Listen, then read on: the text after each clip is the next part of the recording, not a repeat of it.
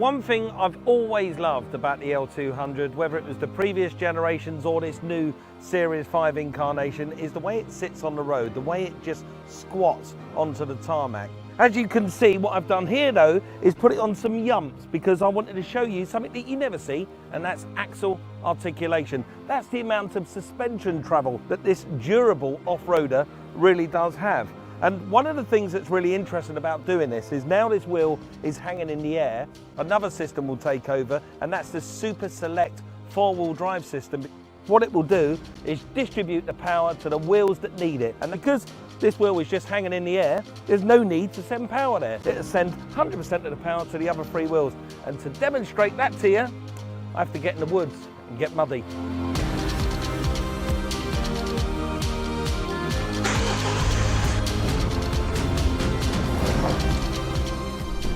Okay, so this is the bit that I'm really looking forward to, and this is some extreme off-roading. At the moment, I'm in two-wheel drive.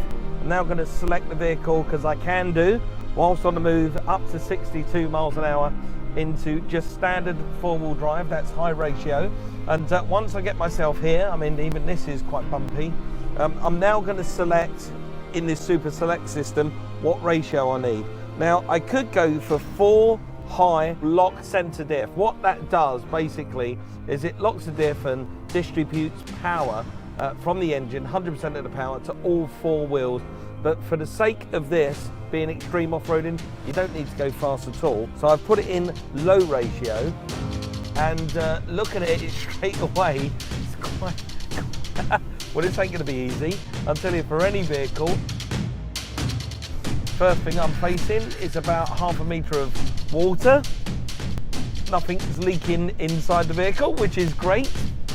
You can really feel that very clever Super Select system working immediately, because if one of the wheels or two of the wheels loses grip, say the two rear wheels are losing grip, it'll distribute power to the front, or vice versa. And it really does do its job really well.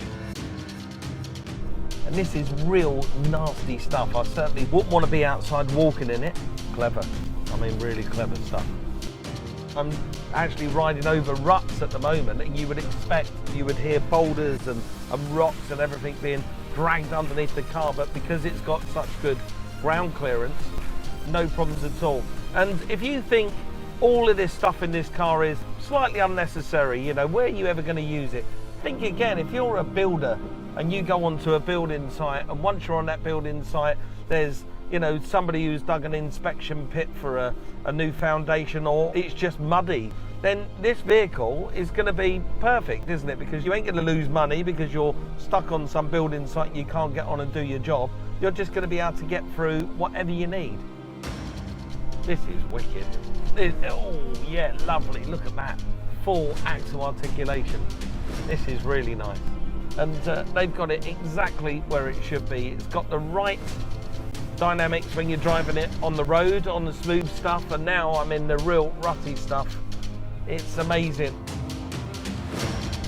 Right then, they've told me I'm going to be faced with an incline that's over 45 degrees.